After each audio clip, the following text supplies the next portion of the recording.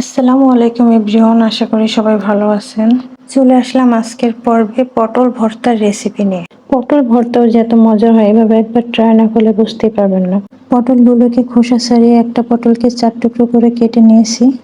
দিয়ে দিলাম সামান্য একটু হলুদ মরিচের গুঁড়া এবং স্বাদ মতো লবণ। এখন পটলের সাথে ভালো মতো মিক্স করে নিব।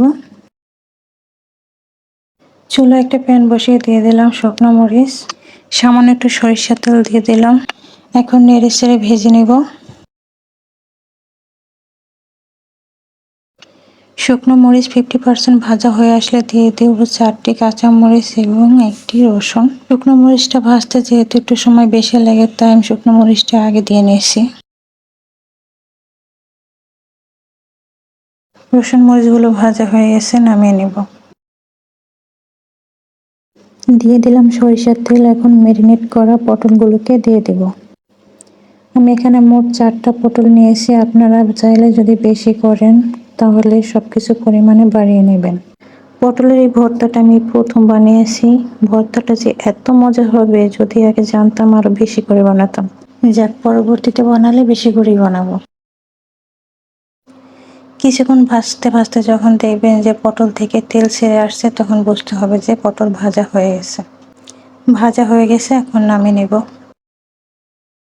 শুকনো ভাজা মরিচের সাথে লবণ নিয়ে হাত দিয়ে ডলে গুঁড়ো করে নিতে হবে।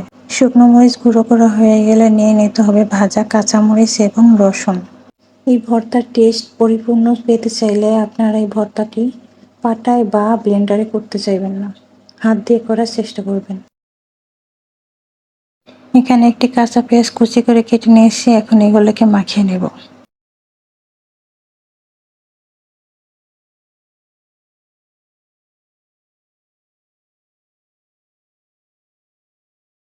এখন একইভাবে পটলগুলোকেও মাখিয়ে নেব।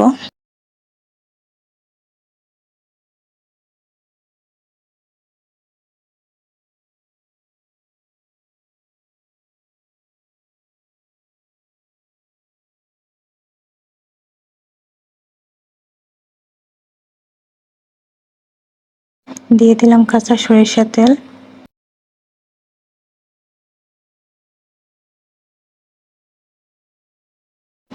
আর একটু স্বাদ বাড়ানোর জন্য দিয়ে দিলাম ধনিয়া পাতা কুচি করে কেটে।